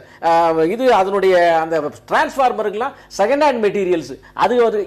அதாவது கடனிலே மூழ்கி இருக்கக்கூடிய ஒரு துறை தொடர்ந்து மிகப்பெரிய கரப்ஷன்ல இருக்குன்னு சொன்னா அது மின்சார சமயத்தில் முதலமைச்சர் மீது நேரடியாக ஒரு மத்திய அமைச்சரை குற்றச்சாட்டை வைக்கிறார் அப்படின்னா நிச்சயம் அது களத்தில் நெருக்கடிகளை ஏற்படுத்தும். கூடுதலாக ஊழல் குற்றச்சாட்டு, ஊழல் மலிந்த நிறுவனமாக TNEB மாறிடுச்சுன்னு குற்றச்சாட்டுகள் சேர்ந்து வரும்போது ஒரு நெருக்கடி ஏற்படுத்தாதா? இல்ல ஊழல் குற்றச்சாட்டுனா ஆதாரபூர்வமா சொல்லணும். சும்மா வந்து வாய் புளிச்சதோ மாங்காய் புளிச்சதோன்ற மாதிரிலாம் சொல்லிட்டு போக கூடாது. இல்ல ஒரு இடத்துல நஷ்டம் வருதுன்னா கண்டிப்பா அந்த ஊழல் இருக்குன்றது தெரிஞ்ச விஷயம். நஷ்டம் வருதுனாலே ஊழல்னு சொல்லிடாதீங்க. இப்போ போக்குவரத்து துறையில கூட தான் நஷ்டம் வருது. சில சேவை திட்டங்கள் மக்களுக்கு வழங்கப்படுகிற பொழுது லாப நோக்கத்துல பார்க்க முடியாது. அந்த மாதிரி தான் இது ஒரு கேள்வி. எதற்கெடுத்தாலும் திமுகவை குற்றம் சுமத்துற, கடந்த ஆட்சின்னு சொல்லி திமுக குற்றம் சுமத்துற நீங்க 15 ஆண்டுகளுக்கு தனியாரிடம் மின்சாரம் வாங்கலாம்னு சொன்ன கொள்கையை அப்படியே தானே பின்பற்றிட்டு வர்றீங்க. வேற வழி கூடுதல் விலைக்கு வாங்குறது அப்படிங்கிற உள்பட. இப்ப இதுக்கு பதில் சொல்லுங்க. இன்றைக்கு இந்தியா முழுக்க வந்து 75,000 மெகாவாட் மின் உற்பத்தி திறன் இருந்தும் கூட ஒரு பக்கத்துல ஒரு சில மாநிலங்கள்ல மின்வெட்டு அதிகமா இருக்கு, ஒரு சில மாநிலங்கள் மின் உற்பத்தி அதிகமா இருக்கு. ஆனா 75,000 மெகாவாட் மின் உற்பத்தி திறனானது பயன்படுத்தப்படாமலே கிடக்குதுன்னு சொல்றாங்க. அப்ப அதுக்கு என்ன சொல்றீங்க? அப்ப அதுக்கு வந்து மத்திய அரசாங்கம் சரியான கொள்கை வகுத்து கிரீடு அமைத்து கொடுத்து இதெல்லாம் செய்யறதுக்கான வாய்ப்பு இல்லை. மத்திய அரசாங்கம் வந்த பிறகு மோடி அரசாங்கம் வந்த பிறகு மாநில அரசாங்கம் எவ்வளவு மெகாவாட் வருது? ஒவ்வொரு நாளும் 4,000 மெகாவாட் வந்துகிட்டு இருக்கு தமிழ்நாட்டுக்கு. கிரிட் அமைச்சருடைய ஒரே ஒரு விஷயத்தை சொல்றேன். இன்னைக்கு காற்றாலை மின்சாரம் வந்து காற்றடிக்கிற காலத்தில் மிக அதிகமாக ப்ரொடியூஸ் ஆகும். கிட்டத்தட்ட 7,000 மெகாவாட்டுக்கு மேல அதனுடைய இன்ஸ்டால்டு கெப்பாசிட்டி.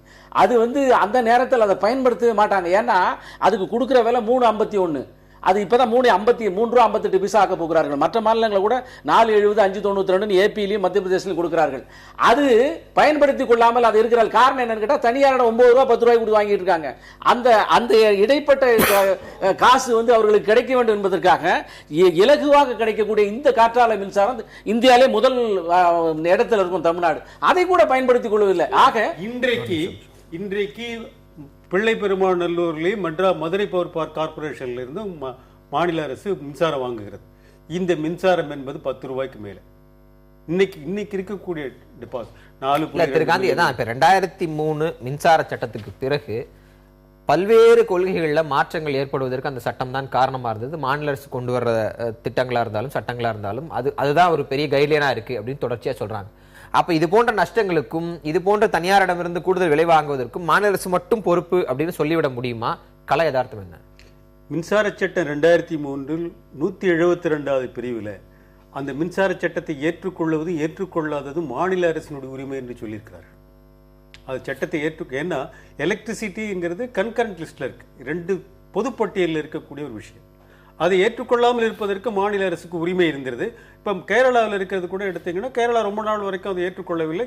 இப்பொழுது கேரளாவில் அது பிரிக்கப்படலை. கேரளா எலக்ட்ரிசிட்டி போர்டு இருந்தது, கேரளா எலக்ட்ரிசிட்டி போர்டு லிமிடெட் என்று ஆயிருக்கு, அவ்வளவுதான். ஒரே விஷயம், மாநில அரசிலிருந்து ரெகுலேட்டரி கமிஷன் என்ற ஒன்று வந்திருக்கு, அவ்வளவுதான்.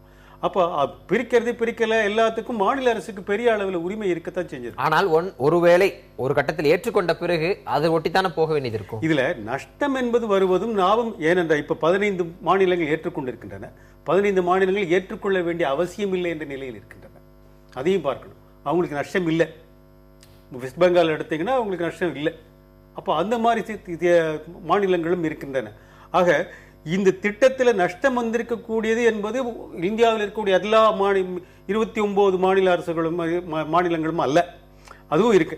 அப்போ ஒரு இடத்துல நஷ்டம் வருகிறது, நஷ்டம் வரவில்லை என்று சொன்னால் நஷ்டம் வருகின்ற இடத்தில் இது தவறாக கையாளப்பட்டிருக்கிறது என்பதுதான் பொருள். அவருடைய டேர்ன் இந்த இதில் அவர் பேசவே இல்லை. மத்திய மாநில அரசுகளுக்கு இடையே இருக்கக்கூடிய உறவுகள், குறிப்பாக மக்கள் நலன் சார்ந்த திட்டங்கள் இருக்கக்கூடிய உறவுகள்ல இருக்கக்கூடிய சிக்கல்கள் தேர்தல் சமயத்தில் தான் வெளிவருகிறது, தேர்தல் இல்லாவிடில் இது வெளிவராது அப்படின்னு சொல்லலாமா? ஒரு மகிழ்ச்சியான விஷயத்துல தேர்தல் நேரத்திலேயாவது வெளிவருதுங்கிறது எனக்கு ஒரு சந்தோஷம். இல்ல, அதாவது இது ஒரு ஆரோக்கியமானதல்ல. ஆனா விவாதத்துக்கு வருவதை நாம் ஏற்றுக்கொள்ளலாம். ஆனா இது ஒரு ஆரோக்கியமான போக்கு இல்லை. இப்ப என்னன்னா, பாரதிய ஜனதா கட்சி ஆட்சிக்கு வந்த பிறகுதான் கான்ஃபெடரேஷன், கோஆபரேட்டிவ் கான்ஃபெடரேஷன் என்கிற அந்த பேரை சொல்றாங்க. இப்போ கோஆபரேட்டிவ் சிஸ்டம் வேணும், டெல்லியிலேருந்து நாங்கள் இனிமேல் முடிவெடுக்க மாட்டோம், மாநிலங்கள்லேருந்து தான் வருது. ஆனால் அடிப்படையில் என்னென்னா, முன்பு என்ன கடந்த யூபிஏ அரசு என்ன நிலைப்பாடுகள் எடுத்ததோ அதே நிலைப்பாடு தான் எல்லா துறைகளிலுமே அவங்க முன்வைக்கிறாங்க. இப்போ நஷ்டம்னு வர்றபோது ஒரு காலத்தில் மின்மிகை மாநிலம், அப்புறம் மின் பகை மாநிலமாகி இன்றைக்கு மின்சாரம் பற்றாக்குறை தொட்டுக்கிட்டு போகிற ஒரு மாநிலமாக நம்முடைய மாநிலம் இருக்குது. இதுக்கு அடிப்படை காரணம் என்னென்னா, எந்தவித கவலையும் இல்லாமல் அந்நிய நேரடி முதலீடு, அந்நிய கம்பெனிகளை வரவேற்று தொழில்களை துவக்குகிறோம், வேலைவாய்ப்பை தருகிறோம் என்கிற பெயரால் ஒப்பந்தம் போட்டு தங்குதடை இல்லாத மின்சாரம் அவர்களுக்கு கொடுப்பதாக ஒப்பந்தங்கள் எல்லாம் கூறப்பட்டு அவையெல்லாம் அடைக்கப்பட்டது. அதற்கு ஏற்ற அளவுக்கு மின் உற்பத்தி இருக்கிறதா என்பதை பார்க்க தவறியது. அப்ப இது ரெண்டும் தான் பிரச்சனை. அப்ப உடனடி தேவைன்னு வரும்போது மக்கள் எதிர்ப்பும் வருது. அப்ப மக்கள் எதிர்ப்பு வருகிற போது அவங்களுக்கு அரசியல் ரீதியாக அதை எதிர்கொள்ள முடியாதுங்கிற காரணத்தினால தனியாரிடம் கொள்முதலுக்கு போறாங்க. 5 ரூபாய் 6 ரூபாய் ஒரு யூனிட் வாங்க வேண்டிய விலையை 15 ரூபாய் 16 ரூபாய் என்று வாங்குகிறார்கள். அதுவும் கோடை காலங்களில் இன்னும் அதிகம் போகிறது. அப்ப இதுல 16 ரூபாய் 17 ரூபாய், நான் இதுல இடைத்தரகு கமிஷன் எல்லாம் பெறப்படுகிறது. இதுல வெளிப்படையாக நம்ம பேசலாம். முதல் முறையாக நீங்க பார்க்கிற போது இதுல கமிஷன் எல்லாம் பெறப்பட்டு தான் அதுல ஒரு சம்பாத்தியம் நடக்குது. அப்ப இவை எல்லாமே நீங்க இணைத்து பார்க்கிற போது நஷ்டம் என்பது மக்களுடைய பயன்பாட்டினால் மட்டும் விளைகிற ஒன்றல்ல, ஊழல். அதுதான் சொல்றேன், தனிநபருக்கான பணம் சேர்ப்பதற்கான முயற்சி. அப்ப இவையெல்லாம் இணைத்து பார்க்கிற போது இதை நம்ம ஒரு விவாதத்துக்கு உள்ளாக்கணும். ஆனா அதே நேரத்துல ஒரு முதலமைச்சரை பற்றி முதல் மாதம் வரலையும் புகழ்ந்து விட்டு திடீர் என்று நாங்கள் பார்க்க முடியவில்லை என்று சொல்வது என்பது, இதே நாடாளுமன்றத்தில் இதே பியூஷ் கோயல் பேசியிருக்காரு. தமிழ்நாட்டினுடைய மரபுசாரா எரிசக்தி முன்னுதாரணம் மிகச்சிறந்தது, அதை மற்ற மாநிலங்கள் கடைபிடிக்க வேண்டும் என்ற அளவுக்கு பேசிவிட்டு இன்னைக்கு அதாலபாதத்துக்கு நேர் விரோதமாக பேசுவது, அழைப்பது போன்ற அம்மான் கூட ஒரு மாநிலங்களை அழைத்து விட்டு இன்றைக்கு இப்படி குற்றம் சாட்டுவது என்பது இவர்கள் வேற ஒரு அணுகுமுறைகளை எதிர்பார்த்திருந்திருக்கிறார்கள் அரசியல் ரீதியான கூட்டணிக்கு. அது இல்லை என்றவுடன் இப்போது இவையெல்லாம் வெளியே வருகிறது. இடைவேளைக்கு பிறகு பேசுவோம்.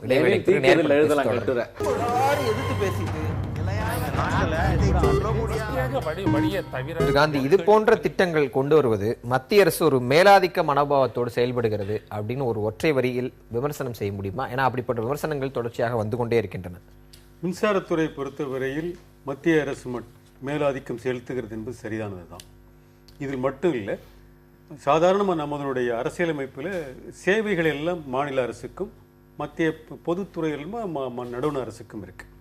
இப்பொழுது சேவைகள் எல்லாம் இன்றைக்கு நடுவணை மையப்படுத்துகிறார்கள். இது பொதுவான போக்கு இருக்கு, கடந்த ஆட்சியிலும் இருக்கிறது, இப்பொழுது இருக்கிறது. சேவைத்துறை உணவுத்துறை ஆனாலும் சரி, அல்லது கல்வித்துறை ஆனாலும் மருத்துவத்துறை ஆனாலும், ஈவன் லா அண்ட் ஆர்டரில் கூட அவங்க குறுக்கிடுவதற்கான முயற்சிகள் இருக்கின்றன. அதற்கு அவங்க என்னன்னா அந்த நிதி உதவியை ஒரு ஆயுதமாக பயன்படுத்துகிறார்கள். அதே மாதிரி தான் இந்த யூடே திட்டத்தையும் சொல்லியிருக்காங்க. இந்த இது ஒற்றுக்கொள்ளாவிட்டால் மத்திய அரசு கொடுக்கக்கூடிய சில நிதி திட்டங்கள், அதாவது ஏபிடிஆர்பி என்று சொல்லக்கூடிய ஆக்சிலரேட்டட் பவர் டெவலப்மெண்ட், அது போன்ற இந்த கிராமப்புறங்களுக்கான மின் வசதிகள், அது கிரீன் பவர் கேரியடா, பவர் சிஸ்டம் டெவலப்மெண்ட்ஸ், இந்த ஃபண்டில் இருந்தெல்லாம் நாங்கள் கொடுக்க மாட்டோம் அப்படின்னு சொல்கிறாங்க. அந்த மாதிரி சொல்கிறது ஒரு மத்திய அரசினுடைய சரியான அணுகுமுறைன்னு நம்ம நிச்சயம் எடுக்க முடியாது. அது மாநில அரசை கட்டாயப்படுத்துகிறது. அவர் தொண்டைக்குள் ஒரு திட்டத்தை திணிக்கிறார்கள் என்று தான் நான் சொல்லுவேன். உதய் திட்டம் பற்றி பியூஷ் கோயல் அவருடைய அந்த பேட்டியில பெரிய அளவுக்கு பேசவில்லை, ஒரு உதாரணமாகத்தான் சொல்றார். ஆனா பதில் முழுவதும் உதய திட்டத்தை பற்றி இவ்வளவு விளக்கமாக நீங்க கொடுத்திருப்பது என்பது ஒரு கவனச்சிதறல். அவர் பேசின விஷயங்கள் நிறைய இருக்கு, அதை ஏன் நீங்கள் மறைக்க பார்க்கிறீர்கள்? உதாரணத்துக்கு நிதின் கட்கரி 50,000 கோடி ரூபாய் தர தயாரா இருக்கிற, நில கையகப்படுத்தி மற்ற மாநில அரசு விரைவுபடுத்தினால் சாலைகள் போடலாம் அப்படின்னு சொல்லியிருந்தாரு. அதற்கு எந்த விதமான பதிலும் கிடையாது.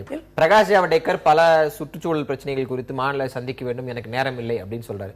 இவர்களுக்கெல்லாம் பதில் சொல்லாமல் உதய திட்டத்தை பற்றி மட்டும் கிட்டத்தட்ட ஒரு 11 பக்கத்துக்கு அறிக்கை விடுவது என்பது இதுவும் ஒரு அரசியல் யுக்தி தான். தேர்தல் காலத்துக்கான அரசியல் ஏன் சொல்லக்கூடாது? இல்ல இது மத்திய அமைச்சர் பியூஷ் கோஷல் சொன்னதுக்கு தெளிவா விளக்கம் சொன்னதுக்காக 11 பக்கம் அறிக்கை கொடுத்துருக்காங்க. தவிர அவங்களுக்கு இந்த ஏதோ இதை மூடி மறைக்கிறதுக்காக மழுப்பலுக்காக இதை எதுவுமே சொல்லலை. இன்னொன்று கூட சொல்றேன், இவங்க கடந்த ஆட்சியில் தனியார்கிட்ட வாங்கி இருக்கிற மின்சாரம் பார்த்தீங்கன்னாக்கா 20,308 மில்லியன் யூனிட் மின்சாரம் கடந்த ஆட்சியில் வாங்கப்பட்டது. ஆனால் அம்மா அவருடைய ஆட்சியில் 11,065 மில்லியன் யூனிட் மின்சாரம் தான் வாங்கியிருக்கிறாங்க. அதுவும் ஒரு யூனிட் மின்சாரம் வெளி மாநிலத்தில் 493க்கு வாங்கும் பொழுது வெறும் 5.50, ஒரு 57 காசு கூடுதலாக தான், அதுவும் 3 ஆண்டுகளுக்கு மட்டும்தான் இங்கே கூடுதல் விலை கொடுத்து இவங்க வாங்கியிருக்கிறாங்க மாண்புமிகு அம்மா அவருடைய அரசு. ஆக மத்திய அரசாங்கம் நாங்கள் எதை செஞ்சாலும் இவங்க எங்களுக்கு சந்திப்புறதுக்கு வாய்ப்பு தர மாட்டாங்கன்னு சொல்றலாம். நான் கேட்குற கேள்வி என்னன்னா, மாநில அரசாங்கமானது தமிழ்நாடு சட்டமன்றத்திலே தீர்மானம் நிறைவேற்றி இலங்கை அரசு மீது போர்க்குற்ற விசாரணை நடத்தப்படணும், பொது வாக்கெடுப்பு நடத்தப்படணும் என்றெல்லாம் தீர்மானம் ஒரு முறைக்கு 2 முறை தமிழ்நாடு சட்டமன்றத்தில் தீர்மானம் போட்டு அனுப்பினாங்க. இதுவரையில் மத்திய அரசாங்கம் ஏதாவது அதுக்கு வாய் திறந்திருக்கா? அது மட்டும் இல்லை, கச்சத்தீவு மீட்டெடுக்கிறதுக்காக அம்மா அவருடைய அரசானது உச்சநீதிமன்ற வழக்கு போட்டிருக்கு. அது தொடர்பாக மத்திய அரசாங்கம் ஏதாவது வாய் திறந்திருக்காங்களா? கெயில் திட்டத்துக்கு நாடாளுமன்ற அனைத்து இந்திய அண்ணா திராவிட முன்னேற்ற கழக நாடாளுமன்ற உறுப்பினர்லாம் மாண்புமிகு பாரத பிரதமர் அவர்களுக்கு சந்திக்கிறதுக்கு அனுமதி கேட்கறாங்க. ஏன்னா பிற மாநிலங்கள் எல்லாம் சாலை வழியா போகும் பொழுது தமிழ்நாட்டில் மட்டும் எதுக்கு நிலத்து வழியா நீங்க அந்த கொண்டு வரணும், இந்த திட்டத்தை நாங்க அனுமதிக்க மாட்டோம்னு சொல்லி அம்மா அவர்கள் ஏற்கனவே முடிவெடுத்திருக்கிறார்கள். அதை நாடாளுமன்ற உறுப்பினர் அதிமுக நாடாளுமன்ற உறுப்பினர் இதுல பேசியிருக்கிறாங்க. அது தொடர்பாக பாரத பிரதமரிடம் அனுமதி கேட்கறாங்க, அதுவரை அனுமதியே கொடுக்கல. இப்படி தமிழ்நாடு அரசாங்கத்திடமிருந்து ஆண்டுக்கு 70,000 கோடி 80,000 கோடி வரியை வாங்க வசூலிக்கக்கூடிய மத்திய அரசாங்கமானது இப்படிப்பட்ட ஒரு திட்டங்களை நிறைவேற்றுவதற்கு எந்த வகையிலும் ஒத்துழைக்காம மாநில அரசாங்கத்தை குற்றம் சொல்வது தேர்தல் காரணமாக வேற என்ன காரணமா? 2 ஆண்டுகளில் எத்தனை முறை பிரதமர் தமிழக திட்டங்கள் சார்ந்து இங்க வந்திருக்கிறாரு? மத்திய அமைச்சர்கள் எத்தனை பேர் திட்டங்கள் சார்ந்து இங்க வந்திருக்கிறாங்க? இந்த 2 ஆண்டுகளில் தமிழகத்திற்கு என்று எத்தனை திட்டங்களை மத்திய அரசு கொடுத்திருக்கிறது? இல்ல இருக்கக்கூடிய பிரச்சனைகளையும் வேறு மாதிரி அணுகுமுறை செய்துவிட்டு இப்போது தேர்தலுக்காக நேரடியாக முதலமைச்சரை விமர்சனம் செய்தால் அது கவனித்து பெறும் அப்படிங்கிற யுக்தியை நீங்க கடைபிடித்திருக்கீங்கன்னு சொல்லக்கூடாது. ஏன் சொல்லக்கூடாது? இல்ல, அதாவது இதுவரை எல்லா விஷயங்களுக்கும் திட்டங்களுக்கு இப்ப இந்த நிதி ஆயோக் வந்ததற்கு பிறகு டெய்லர் மேடு கிடையாது. அதாவது டெய்லர் மேடு கிடையாது, ரெடிமேடு கிடையாது, டெய்லர் மேடு. அவங்கவுங்க மாநிலத்துக்கு என்ன தேவையோ அந்த மாநிலத்தினுடைய விஷயங்களை மாநில முதல்வர் தன்னுடைய குழுவோடு ஆலோசித்து மத்திய அரசில் செஞ்சு அதை அப்படியே அவங்க கொடுக்குறாங்க. ஏன்னா கேரளாவுக்கு தேவையான ஒரு திட்டமும் அஸ்ஸாமுக்கு தேவையான ஒரு திட்டமும் எல்லாத்தையும் சேர்த்து மத்திய அரசு முன்னால 2 ஆண்டுகள்ல தமிழகத்திலிருந்து இந்த திட்டங்கள் வேணும்னு கோரிக்கையே வரல. இல்ல நான் கேக்குறது என்னன்னு கேட்டா 25,000 கோடி கேட்டாங்க தமிழ்நாடு அரசு மாண்புமிகு அம்மா அவர்கள். இவங்க எவ்வளவு கொடுத்தாங்க? வெறும் 2,000 கோடிக்கு உள்ள கொடுத்தாங்க. கடந்து போயிட்டு வெள்ள நிவாரணத்துக்கு. அப்ப அது மாதிரி ஒவ்வொன்றுலயும் மாநில அரசாங்கத்தை மாற்றாந்தாய் மனப்பான்மையோட நடத்தக்கூடிய மத்திய அரசாங்கமானது இப்படி எந்த திட்டத்துக்கும் மத்திய மாநில அரசு ஒத்துழைக்கல. அதாவது ஒரு அபாண்டமான குற்றச்சாட்டாகத்தான் என்னை பொறுத்தவரை ஒரு இடியாப்ப சிக்கல்ல சிக்கிடுச்சு அதிமுக. அந்த இடத்துல ஒரு கருத்து எனக்கு வருது. இல்ல ஏன்னா யாரையுமே சந்திக்காதவர்கள் இடியாப்ப சிக்கல்லே போகாதவர்கள் இவர்களுடைய அமைச்சர்களே சந்திக்க முடியாது. அந்த அம்மாவை போய் சிஎம் சந்திக்கிறார்கள். சம்பந்தப்பட்ட துறையாளர்கள் தான் வாங்கலாம்னு சொல்லியிருக்காங்க. அப்புறம் எப்படி என்னுடைய நினைவு சரினா பெட்ரோல் டீசல் விலை உயர்வு தொடங்கி பல முக்கியமான தீர்மானங்களோ இல்ல முதலமைச்சர் பிரதமருக்கு எழுதிய பல கடிதங்களையோ கண்டனங்கிற வார்த்தையோ மாற்றாந்தாய் மனப்பான்மைங்கிற வார்த்தையோ வரவே இல்லை. டீசல் இன்னைக்கு தேர்தல் இது சாதாரண மக்கள் வார்த்தையை மாநில உரிமையை அம்மா அவர்களை போல எந்த ஒரு மாநில அரசு முதலமைச்சர் பிரதமரை முடியாது, போராட முடியாது. சந்திச்சிருக்கிறார்கள். பிரதமரை யார் வேண்டுமானாலும் சந்திக்கலாம் 24 மணி நேரத்துல. இன்னைக்கு அதுதான் நிலைமை இருக்கிறது. அவர் பெரும்பாலும் சந்திக்க இதனுடைய மைய சிக்கல் மத்திய அரசு மாநில அரசு ரெண்டுமே எங்க இருக்குன்னா, ஜனநாயக ரீதியாக கலந்து ஆலோசித்து எதிர்க்கட்சியினுடைய கருத்துக்களையும் கேட்டு முடிவெடுக்கிற ஒரு தன்மை என்பது இன்றைய ஜனநாயகத்தில் அடி வீழ்ந்து விட்டது. தமிழ்நாட்டிலையும் இல்லது. அதனுடைய விளைவை தான் நம்ம பார்க்குறோம். இப்போ குறிப்பாக சொன்னீங்க, திட்ட கமிஷனை அகற்றிவிட்டு நிதி ஆயுக்தா வந்திருக்கு. இப்போ என்ன, ஏற்கனவே திட்ட கமிஷன்ங்கிற போது எல்லா அரசியல் கட்சிகளும் கருத்துக்களை சொல்ல முடியும், நிபுணர்களுடைய கருத்து பெற முடியும், எல்லாம் பண்ண முடியும். ஆனால் இப்போ முழுக்க அதிகாரிகளுடைய கருத்து தான் அரசின் கருத்தா வருது. அப்ப திட்டமிடலிலேயே பிரச்சனை வருது. அதுதான் தமிழ்நாட்டிலேயே வருது. தமிழ்நாடு என்ன, அதிகபட்சம் யாரும் துறை செயலாளர்கள் போய் சந்திச்சாங்க பேசுறாங்கம்பாங்க. அதுதான் நண்பர்கள் சொல்லுவாங்க, அதிமுக நண்பர்கள். அப்ப என்ன, அதிகாரிகள் தான் முடிவெடுக்கிறார்கள். இப்ப இது வெள்ள பிரச்சனை வர்ற போது கூட, ஒரே நேரத்தில் தண்ணி திறந்து விட்ட பிரச்சனை வர்ற போது கூட யார் முடிவெடுத்ததுன்னா கட்ட சுத்தி வச்சு பாத்தீங்கன்னா அவங்க தள்ளதான் போய் விடுது. அப்ப இது எல்லாமே எங்கே போய் நிற்கிறது? ஜனநாயகம் என்பது அரசியல் ஆட்சிக்கு வருவதற்கு மட்டும் பயன்படுவதல்ல, ஆட்சியும் ஜனநாயக ரீதியாக இருக்க வேண்டும். முடிவெடுப்பதில், செயல்படுத்துவதில், ஒவ்வொன்றிலும் அடுத்தவருடைய கருத்து ஏற்கப்பட வேண்டும், கேட்கப்பட வேண்டும். அது இல்லைன்னா அந்த சிக்கல். குறிப்பா ஒண்ணு குறிப்பா இப்ப இந்த தேர்தல் நேரத்தில் பியூஷ் கோயல் இந்த பிரச்சனையை கிளப்பியிருக்காரு. இதற்கு முன்பு பேசலைங்கிறதா நாங்க சொன்னது. ஆனா அதிமுக அரசும் நீங்க பாத்தீங்கன்னா பல பிரச்சனைகள்ல தீர்மானம், நாங்கள் உட்பட எல்லாரும் ஏற்றுக்கொண்ட தீர்மானம் போட்டிருக்கிறோம். கெயில் பிரச்சனைல இருந்து எல்லாவற்றிற்கும் நாங்க ஆதரவு கொடுத்திருக்கிறோம். ஆனா அதை ஏன் மத்திய அரசோடு ஒரு போட்டி போட்டு போய் உட்கார்ந்து டெல்லியில் இருந்து அதை அடித்து பெறுவதற்கான முயற்சி என்ன எடுத்திருக்கு? எல்லா அரசியல் கட்சியும்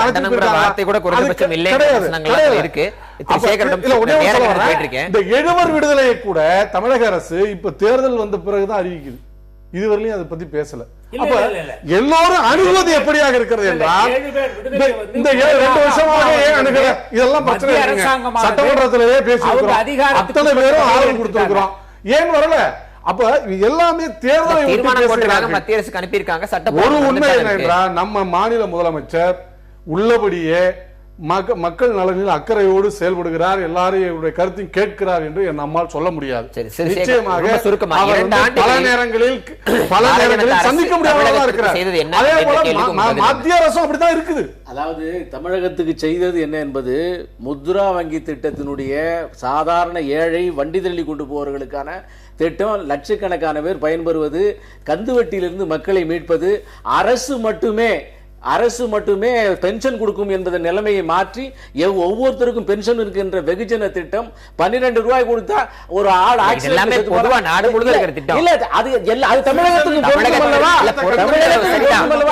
அதாவது 125 கோடி மக்களுக்கான திட்டமே தவிர மாநிலத்திற்காக தனித்திட்டத்தை பண்ணுவதில்லை.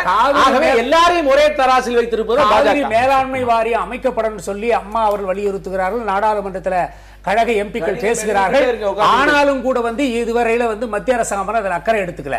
அது மட்டும் இல்ல, 2 விஷயங்கள் விவாதத்தை நிறைவு செய்யற அதனாலதான் சொல்றோம், மாநில அரசாங்கத்தை பொறுத்தவரை மத்திய அரசாங்கத்தோட எவ்வளவு முறையில அணுக்கமாவும் இருக்குது. அதே நேரத்தில் மாநில உரிமைகளை விட்டுக் கொடுக்காம மாண்புமிகு அம்மா அவர்கள் தொடர்ந்து சிறப்பா செயல்பட்டு இருக்காங்க. யாரும் மாநில உரிமைகளுக்காக போராடவில்லை. இதை கம்யூனிஸ்டுகளே பல முறை பாராட்டி அப்படி இருக்கும் பொழுது சரியா செயல்படுறதுன்னா சொல்ல முடியாது. மத்திய மாநில அரசு சிக்கல்கள் இந்த விவாதத்தை நிறைவு செய்யறதுல எனக்கு உடன்பாடு இல்லை. 96,000 கோடி ரூபாய் இழப்பு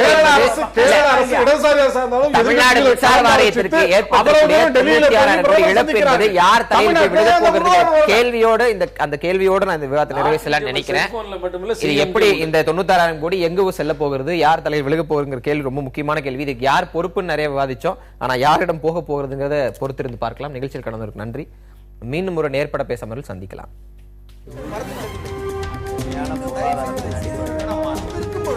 எதிர்த்து பேசிட்டு